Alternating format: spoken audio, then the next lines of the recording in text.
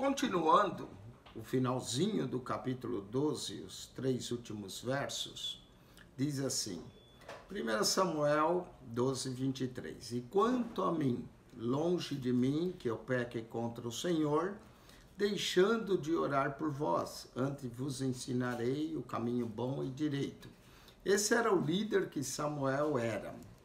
Ele considerava até pecado deixar de orar pelo povo, deixar de interceder pelo povo. Samuel é tido como um grande intercessor. Depois de Moisés, o homem que intercede na Bíblia é Samuel. Depois nós vamos encontrar, claro, também Daniel. Moisés, Samuel e Daniel, esses 3 fazem parte de um grupo de homens que intercede. Então, verso 24, tão somente temei ao Senhor e servi-o fielmente com todo o vosso coração. Nós devemos servir a Deus com toda a alma, com todo o coração, com toda a humildade, com toda a alegria. Devemos servir ao Senhor com sinceridade, com temor. São formas de se servir a Deus. De todo fielmente com todo o vosso coração, porque vende com grande coisa vos fez. Por causa da grandeza de tudo aquilo que Deus faz e continua fazendo, nós devemos servir ao Senhor. Porém, se perseverares em fazer o mal, perecereis, assim como vós, como o vosso rei. Tudo isso Samuel falou na frente de Saul, entre o povo e Saul. Ele pediu que se o povo tivesse dito, se ele tivesse pego algo que declarasse, não é, que ele estaria pronto a restituir. Ele fala perante o ungido do Senhor, que é Saul, e chega no final, ele diz, se perseverares em fazer o mal, perecereis, né? O salário do pecado é a morte. Vai perecer, assim como vós, como o vosso rei. Então era isso que ele apresentou para o povo. Vamos para o capítulo 13 de 1 Samuel. Nós vemos no capítulo 12 a vitória de Saul sobre os amonitas. Agora vai haver guerra entre os israelitas e os filisteus. 1 ano tinha estado Saul em seu reinado. Então isso já foi no primeiro ano do reinado de Saul. E o 2º ano reinou sobre Israel. Então estamos agora no 2º ano. Então Saul escolheu para si 3.000 homens de Israel. E estavam com Saul 2.000 em Micmas. Micmas era a cidade onde eles estavam, que fica na montanha de Betel. E 1.000 estavam com Jonatas em Gibeá de Benjamim. Então havia 3.000 homens, 2.000 com Saul, 1.000 com Jonatas. E despediu o resto do povo, cada um para a sua casa. Mas esses 2.000, Saul segurou com eles, 1.000 com Jonatas. Jonatas se torna um capitão de 1.000, Jonatas é filho de Saul. E Jonatas feriu a guarnição dos filisteus que estava em Gibeá. O que os filisteus ouviram, pelo que Saul tocou a trombeta por toda a terra, dizendo, ouçam os hebreus. Então todo Israel ouviu dizer, Saul feriu a guarnição dos filisteus. E também Israel se fez abominável aos filisteus. Então o povo foi convocado após Saul em Gigal.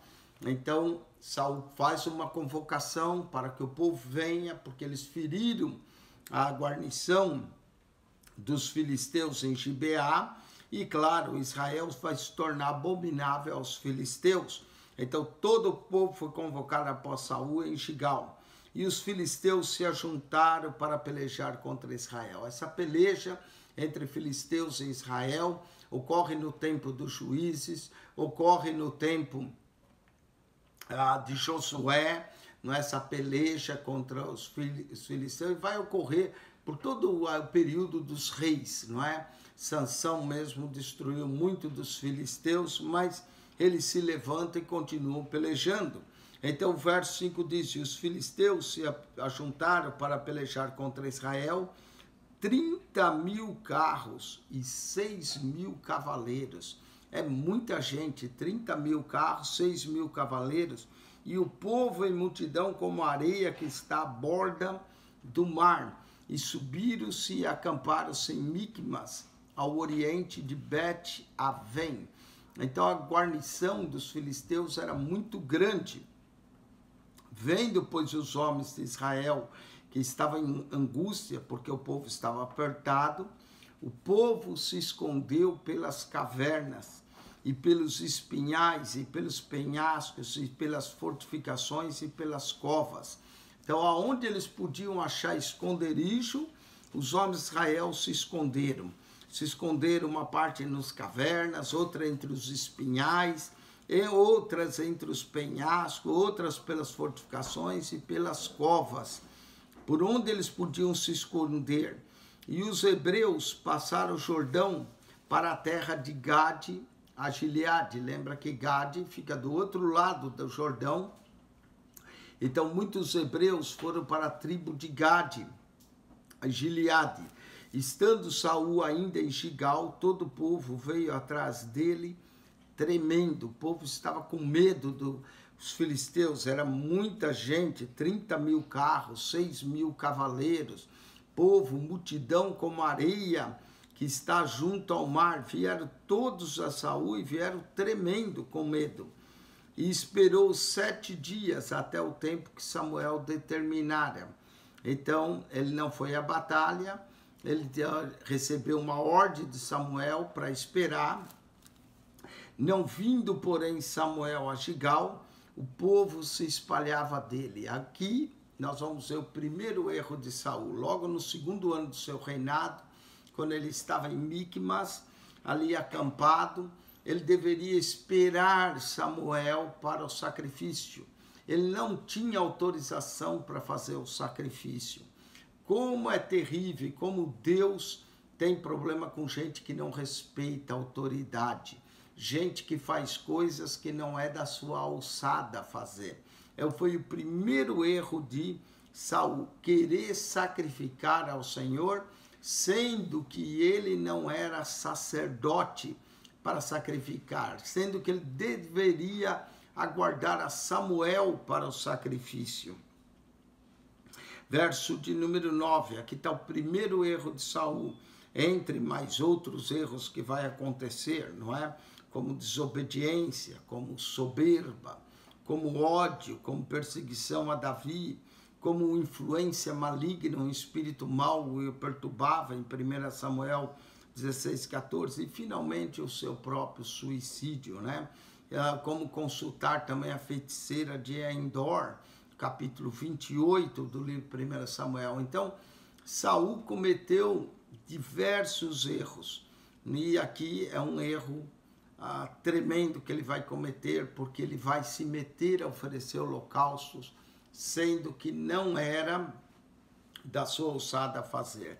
A mesma coisa fez o rei Uzias, quando entrou para queimar incenso na presença do Senhor, que só os sacerdotes podiam fazer. Uzias saiu leproso da presença de Deus. Então esse é o erro, não é, de Saul. Saul não esperou, não ouviu a ordem de Samuel. Então disse Saul: trazei-me aqui um holocausto e ofertas pacíficas, e ofereceu o holocausto. Esse foi o erro, sua pressa, não quis esperar, pecou, porque não aguardou Samuel chegar. E olha que foram questão, talvez de 1 hora, alguma coisa assim. Sucedeu que, acabando ele de oferecer o holocausto, eis que Samuel chegou. Samuel chega e viu, e Saul lhe saiu ao encontro para o saudar. Mas ele já tinha errado. Então disse Samuel: que fizestes? Que fizestes? Olha o erro dele. Disse Saul: porquanto via que o povo se espalhava de mim. Ele estava mais preocupado com o povo do que com obedecer à voz do Senhor.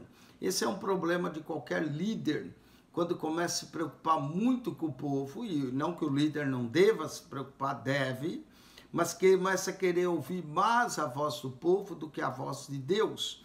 Nós temos que ouvir a voz de Deus. Muitas vezes podemos desagradar o povo, podemos não fazer o que o povo quer, mas temos que fazer o que sentimos que Deus nos orienta, nos manda fazer, nossa consciência para com Deus.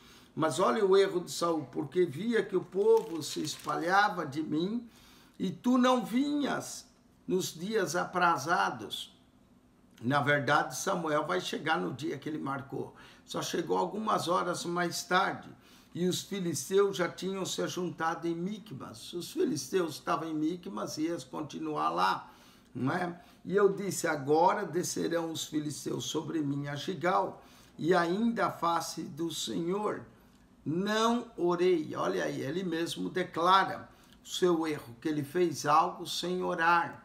Não orei. Ele só se preocupou com o povo em fazer ofertas, sacrifícios, sem orar. Não orei e forcei-me e ofereci holocaustos. Olha os erros que Saul comete, não é? Não orar. Que coisa terrível. Tudo que nós fazemos, devemos fazer com oração. Imagine o rei fazer sem orar. Não orei, forcei-me e ofereci holocausto. O que adianta oferecer holocaustos e não obedecer à voz de Deus? O que adianta fazer sacrifício e não ser obediente ou saber esperar em Deus? Olha a repreensão de Samuel a Saul, capítulo 13, verso 13. Aqui começa a queda de Saul. Olha só, então disse Samuel a Saul, agistes neciamente e não guardastes o mandamento que o Senhor teu Deus te ordenou. Aqui, olha, aqui foi o primeiro erro, não guardar aquilo que Deus mandou ele fazer, porque agora o Senhor teria confirmado o teu reino sobre Israel para sempre. O reino dele, da sua casa, dos seus descendentes, seria confirmado se ele tivesse esperado, por questão de algumas horas, por querer agradar o povo, por ficar com medo que o povo estava se dispersando. Saul perdeu a bênção da confirmação do seu reino. Agiu neciamente, não orou, e aí o seu reino seria confirmado para sempre. Que grande erro! Porém, agora, já vai proclamar Samuel, porém agora não subsistirá o teu reino. Quer dizer, o reino na casa de Benjamim, da tribo de Benjamim, só durou com Saul, não subsistiu. Já tem buscado o Senhor já buscou outra pessoa para o teu lugar, já tem buscado o Senhor para si, um homem segundo o seu coração. Aqui já começou a declarar que haveria um outro rei, e esse rei era Davi, o homem segundo o coração de Deus. A primeira menção dele, ainda que o nome dele não aparece, mas aparece como o Senhor já tem buscado um homem segundo o seu coração e já tem ordenado o Senhor que seja chefe sobre o seu povo, porquanto não guardasses o que o Senhor te ordenou. Esse foi o erro de Saul, primeiro erro. Vai vir outros, mas esse foi o primeiro. Daqui vai ser só uma queda após a outra, né? Porque um abismo chama outro abismo. Então se levantou Samuel e subiu de Gigal a Gibeá de Benjamim, e Saul contou o povo que achou com ele uns 600 varões. 600 varões estavam com Saul contra 30.000 carros, 6.000 homens de cavalaria. O que eles poderiam fazer? E Saul e Jonatas, seu filho, e o povo que se achou com eles, ficaram em Gibeá de Benjamim. Porém, os filisteus se acamparam em Micmas. Lá estão os filisteus acampados em Micmas. Saul com apenas uns 600 homens. Talvez Jonatas lá com seus 1.000 homens. Não é? Mas o que eles vão fazer contra um exército tão grande contra os filisteus? E os destruidores saíram do campo dos filisteus em 3 companhias. Uma das companhias voltou pelo caminho de Ofra, a terra de Sual. Outra companhia voltou pelo caminho de Bet-Oron. E a outra companhia voltou pelo termo que olha para o vale de Zeboim, contra o deserto. Então, saíram 3 companhias dos filisteus. Uma foi para um lado, né? Outra foi para o outro lado e a outra para o outro lado, contra o deserto. E em toda a terra de Israel nenhum ferreiro se achava, nenhum ferreiro para poder preparar armas para os filhos de Israel. Em toda a terra de Israel nenhum ferreiro se achava, porque os filisteus tinham dito para que os hebreus não façam espada nem lança. Então não podiam preparar suas armas de espada nem lança. Os filisteus tiraram todos os ferreiros da terra de Israel, pelo que todo Israel tinha que descer aos filisteus para amolar cada um a sua réulia, e a sua enxada, e o seu machado, e o seu sacho, até para trabalhar na agricultura. Todo Israel tinha que descer aos filisteus, né, para amolar a rélia, a enxada. Olha, até a enxada, nem era arma de guerra, mas teria que descer o machado e o seu sacho. Tinha, porém, limas adentadas para os seus sachos, e para as suas enxadas, e para as forquilhas de 3 dentes, que são aqueles garfos que eles usavam para o trigo, e para os machados, e para consertar as aguilhadas. E sucedeu que no dia da peleja se não achou nem espada, nem lança na mão de todo o povo que estava com Saul e com Jonatas. Olha só que situação. Israel tinha menos número de gente. Israel não tinha espada, Israel não tinha lança, Israel estava praticamente desarmado, não se achava ferreiro para fazer as espadas, as lanças. E com Jonatas, porém, acharam-se com Saul e com Jonatas, seu filho. Só com Saul tinha uma espada e com Jonatas. E saiu a guarnição dos filisteus ao caminho de Micmas. Muito bem, aqui nós estamos vendo Israel ficando em aperto. Sem espada, só Saul e Jonatas têm espada. O povo não tem lança para guerrear. Mesmo assim, Deus vai dar vitória. Vitória de Jonatas sobre os filisteus. Capítulo 14, vamos ler. Sucedeu, pois, que um dia disse Jonatas, filho de Saul, ao moço que levava as armas: vem, passemos a guarnição dos filisteus, que está daquela banda. Porém, não fez saber a seu pai. Jonatas tinha bastante coragem, não é? E vai fazer as coisas sem seu pai saber. E estava Saul na extremidade de Gibeá, deixou da romeira que estava em Migron, e o povo que havia com ele eram uns 600 homens. Está vendo? Saul só tinha uns 600 homens. E Aías, filho de Aitibude, irmão de Icabô, Icabô foi quando nasceu, né, o neto de Eli, que deram-lhe o nome de Icabô, que quer dizer foi-se a glória de Israel, quando a arca foi tomada.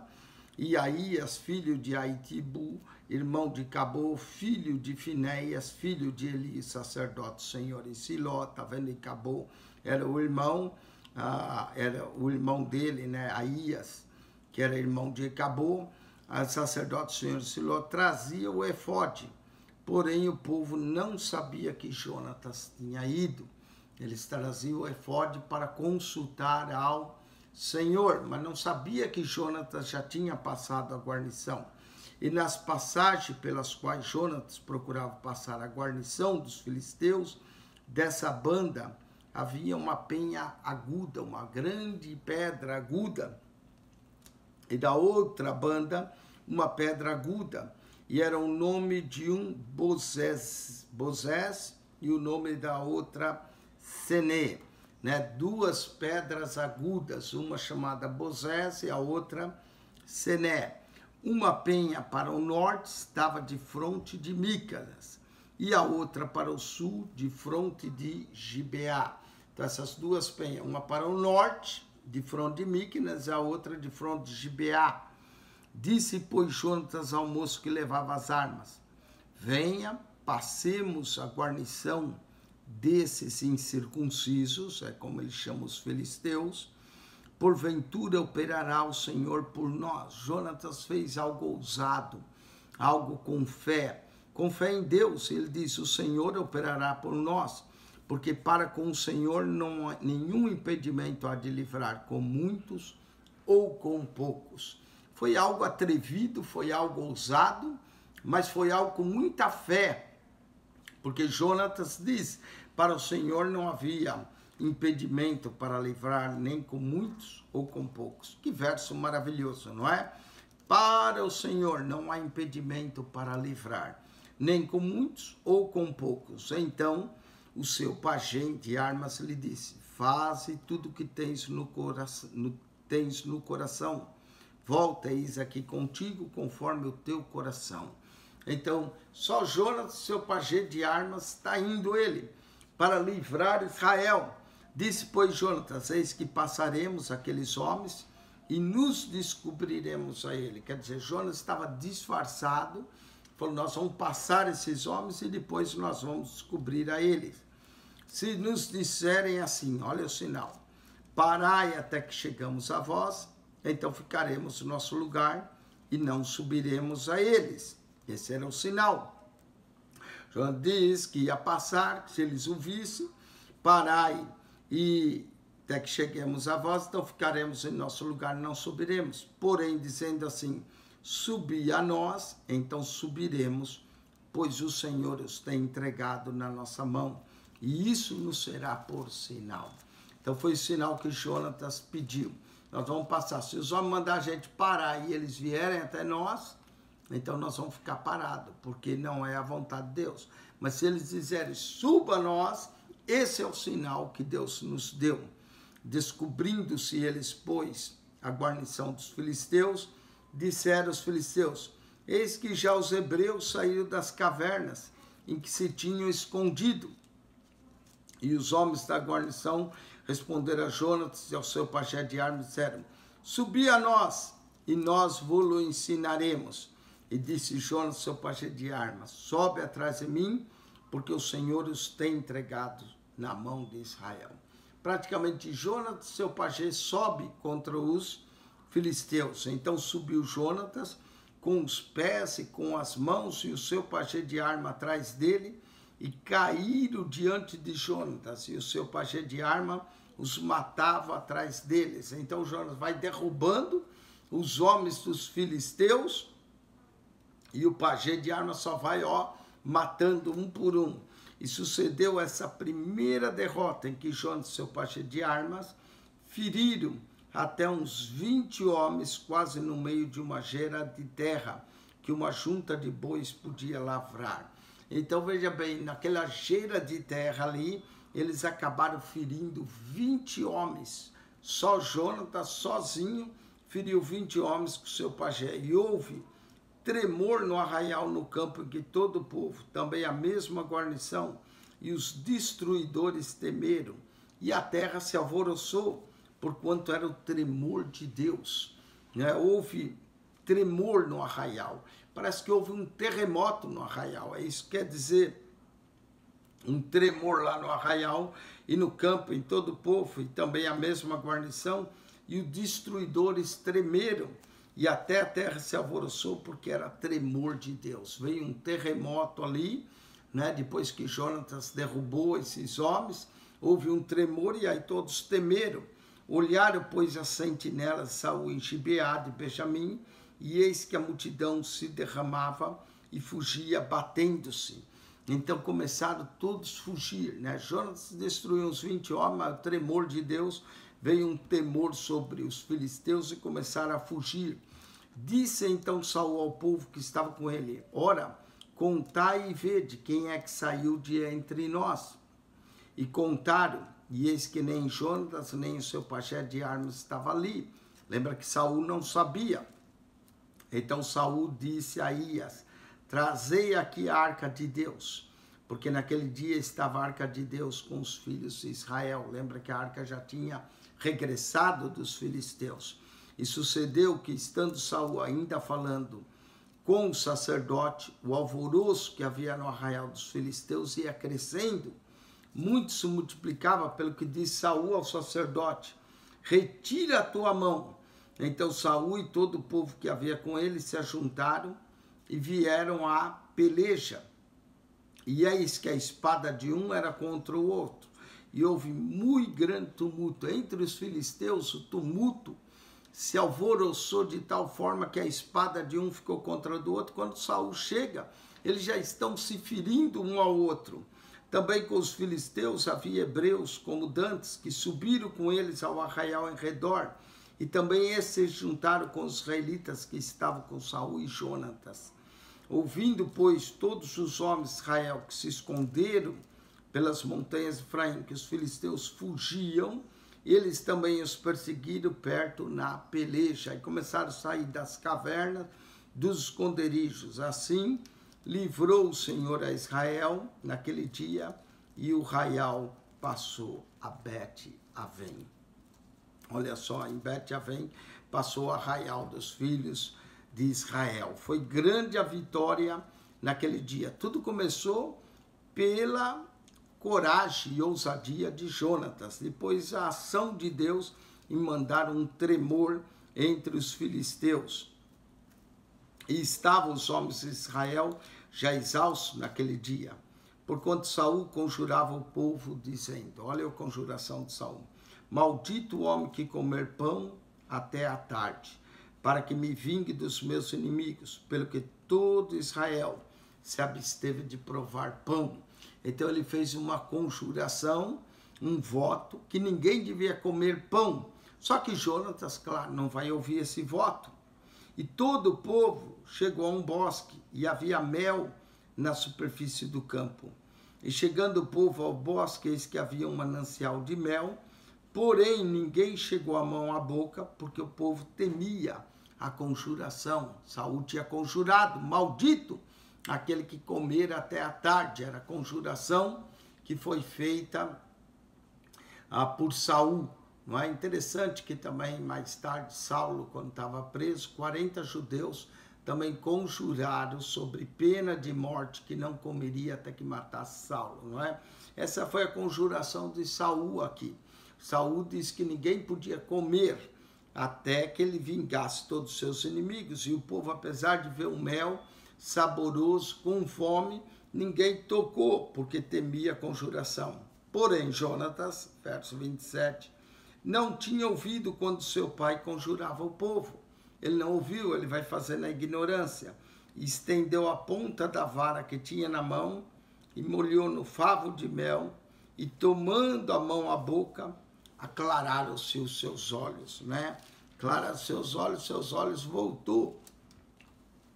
Então respondeu um do povo e disse, solenemente conjurou teu pai e o povo, dizendo, maldito o homem que comer hoje pão, pelo que o povo desfalecia.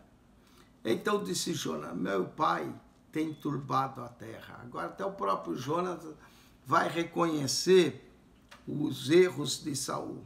Meu pai tem turbado a terra. Ora, vem de comer, aclarar os olhos ficou feliz ao comer o mel, não é? Não foi algo de mal que aconteceu, os olhos dele até se aclararam, e os olhos já estavam fechando até de fome, se me aclararam, porque tem provado um pouco desse mel. Quanto mais se o povo hoje livremente tivesse comido do despojo que achou de seus inimigos. Porém, agora não foi tão grande o estrago dos filisteus. Jonatas disse, teria bom se o povo tivesse comido, porque estaria mais forte. Feriram, pois, naquele dia os filisteus, desde Micamas até Aijalon, e o povo desfaleceu em extremo. Claro, estavam com fome, devido à conjuração de Saul, só Jonatas provou um pouco de mel, e os olhos se lhe aclararam. Então o povo se lançou ao despojo, e tomaram ovelhas e vacas e bezerros, e os degolaram no chão, e o povo os comeu com sangue. A fome do povo era tão grande, que o povo acabou fazendo algo que não era permitido, comer o sangue. Olha só, o povo degolou os animais, as ovelhas, a vaca, degolaram ali no chão mesmo, e a fome era tão grande que eles comeram até com o sangue, o que não era permitido para eles o fazer. E o anunciaram a Saul, dizendo, eis que o povo peca contra o Senhor, comendo com sangue. E disse ele: alevosamente procedeis, revolvei-me hoje uma grande pedra. Saul vai pedir que traga uma grande pedra. Disse mais Saul: derramai-vos entre o povo e dizei: trazei-me a cada um o seu boi, cada um a sua ovelha, e degolai aqui, e comei, e não pequeis contra o Senhor, comendo com sangue. Então todo o povo trouxe de noite, cada um com a sua mão, o seu boi, e os degolaram ali. Era para deixar o sangue escorrer antes que eles comessem. Então edificou Saul um altar ao Senhor, e esse foi o primeiro altar que edificou ao Senhor. Saul tinha feito holocaustos antes, mas agora ele edificou um altar ao Senhor. Depois disse Saul: desçamos de noite atrás dos filisteus e despojemo-los até que amanheça a luz, e não deixamos se resto um homem deles. Então eles decidem atacar de noite, um ataque surpresa, e disseram: tudo o que parecer bem aos teus olhos faze. Diz, porém, o sacerdote: cheguemo-nos aqui a Deus. Então consultou Saul a Deus, dizendo: descerei atrás dos filisteus, entregá-lo-á nas mãos de Israel. Porém, aquele dia ele não respondeu. Está vendo? Deus começa já não responder a Saul. Então diz Saul: chegai-vos para cá, todos os chefes do povo, e informai-vos, e vede que se cometeu hoje esse pecado. Ele entendeu que Deus não havia respondido por causa do pecado. Esse era o que Israel provava. Toda vez que Israel pecava, provava como punição o silêncio de Deus. Mas isso pode acontecer em nossas vidas. Pecamos e depois já não ouvimos mais a voz de Deus. Olha só o silêncio de Deus. Cometeu hoje esse pecado. Verso 39, porque vive o Senhor que salva Israel, que ainda que seja meu filho Jonatas, certamente morrerá. E nenhum de todo o povo lhe respondeu. Ele achava que alguém que tinha violado a conjuração dele deveria morrer. Ele não sabia que Jonatas havia acometido. E ele jurou de morte o próprio Jonatas. Disse mais sobre Israel: vós estareis em uma banda, e eu e meu filho estaremos da outra banda. Então disse o povo a Saul: faze o que bem parecer aos teus olhos. Esse é um termo que repete várias vezes em Samuel. Faça o que bem parecer aos teus olhos. Não era o que bem parecia, eles deviam fazer as coisas de acordo com a vontade de Deus. E sim termina o livro de Juízes também. Cada um fazia o que bem parecia aos seus olhos, em vez de fazer o que o Senhor pedia deles. Verso 41. Falou, pois, Saul ao Senhor, Deus de Israel: mostra o inocente. Então Jonas e Saul foram tomados por sorte, e o povo saiu livre. Eles lançaram a sorte, só ficou Saul e Jonatas como culpado, não é? E o povo estava todo livre, ele queria saber quem havia pecado. Então disse Saul: lançai a sorte entre mim e Jonatas, meu filho. E foi tomado Jonatas. Jonatas foi aquele que violou a conjuração. Então ele era o culpado. Disse então Saul a Jonatas: declara-me o que tens feito. E Jonatas lhe declarou e disse: tão somente provei um pouco de mel com a ponta da vara que tinha na mão. Eis que devo morrer? Foi a pergunta de Jonatas. Então disse Saul: assim me faça Deus, e o tanto que com certeza morrerás, Jonatas. Saul estava pronto para matar a Jonatas, por ter pego um pouco de mel, por ter violado a sua conjuração. E, porém, o povo de Saul: morrerá Jonatas, que efetuou tão grande salvação em Israel? O povo agora vai defender Jonatas. Saul estava pronto para matar o seu próprio filho. Nunca tal suceda. Vive o Senhor, que não há de cair no chão um só cabelo da sua cabeça. Pois como Deus fez isso hoje, assim o povo livrou a Jonatas para que não morresse. Se não fosse o povo aqui, Jonatas seria morto pelo seu próprio pai. Jonatas tinha trazido um grande livramento a Israel. Foi através da sua coragem, de passar a guarnição dos filisteus, que mostrou coragem, veio um tremor, e aí, se não é o povo a livrar Jonatas, Jonatas teria morrido. E Saul deixou de seguir os filisteus, e os filisteus se foram ao seu lugar. Então tomou Saul o reino sobre Israel, e pelejou contra todos os seus inimigos em redor, contra Moabe, contra os filhos de Amon, contra Edom, contra os reis de Zobá e contra os filisteus. E por onde quer que se voltava, executava castigos. Note que Saul se torna um verdadeiro homem de guerra, não é? Ele vai lutar contra Moabe, os moabitas, vai lutar contra os filhos de Amon, os amonitas. Moabitas e amonitas eram dos filhos de Ló. Vai lutar contra Edom. Edom era o irmão de Israel, os edomitas, contra os reis de Zoba e contra os filisteus. Por onde quer que se voltava, ele executava castigos. E ouve-se valorosamente, e feriu os amalequitas, e libertou a Israel da mão dos que o saqueavam. Saul vai se confirmar no reino como um grande guerreiro, não é? Vai batalhar, ganha dos moabitas, ganha dos amonitas, dos edomitas, dos filisteus, dos amalequitas. E os filhos de Saul eram, vamos ver todos os filhos de Saul, eram Jonatas, e Isvi, e Malquicia. E os nomes de suas filhas, duas filhas eram a mais velha Merabe, e o nome da mais nova Mical. Mical vai ser dada como esposa mais tarde a Davi, que foi o que Saul prometeu quem derrotasse a Golias. Então ele tinha 3 filhos, Jonatas, Isvi e Malquissua, e o nome da mais velha era Merabe, e o nome da mais nova Mical.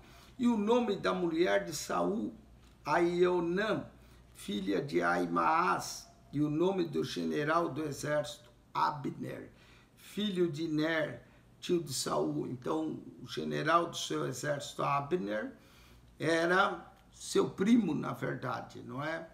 Filho de Ner, tio de Saul. E Quis, pai de Saul, e Ner, pai de Abner, eram filhos de Abiel. E houve uma forte guerra contra os filisteus todos os dias Saul, pelo que Saul e todos os homens valentes e valorosos que via se agregavam a si. Então todos os homens se agregavam a Saul. Nós vemos que Saul, apesar de seus erros, apesar de tentar matar o seu próprio filho, Jonatas, Saul teve vitórias, né? Grandes vitórias, e livrou os filhos de Israel dos moabitas, dos amonitas, livrou os filhos de Israel dos amalequitas, dos filisteus. Então ele teve vitórias e ele vai receber agora uma ordem para que ele destrua todos os amalequitas, coisa que ele vai falhar no capítulo 15 outra vez. Mas nós vemos que ele teve vitórias. No final do capítulo 14, ele nos dá uma descrição de toda a família de Saul, não é? Seus 3 filhos, suas 2 filhas, o nome da sua esposa. Então nós temos uma pequena genealogia no final do capítulo 14 da família de Saul. Uma família que, infelizmente, por causa dos erros de Saul, irá pagar por causa disso, não é? Mas Saul poderia ter sido confirmado como rei se tivesse obedecido a vosso Senhor. O que nós aprendemos com isso? Que obedecer a vosso Senhor é melhor do que sacrificar. Devemos ouvir a voz de Deus, devemos cumprir e obedecer aquilo que Deus pede de nós. Que Deus te abençoe, que a graça de nosso Senhor Jesus Cristo seja contigo. Se você tem gostado desses vídeos, coloque um sinal de joinha, ajude-nos a divulgar. Esse é o único canal que eu conheço no YouTube, e veja que há muitos canais, não é? Pastores pregando, há estudos sobre livros da Bíblia. Encontrei um também muito bom, que ele introduz o livro, dá uma visão geral do livro, coisa que nós fazemos na introdução, mas comentando capítulo por capítulo, verso por verso, como nós estamos fazendo, é o único no canal do YouTube. Que Deus te abençoe, que a graça de nosso Senhor Jesus Cristo seja contigo, o amor de Deus, nosso Pai, e a comunhão do Espírito Santo de Deus. Amém. Deus vos abençoe ricamente em Cristo Jesus. Amém.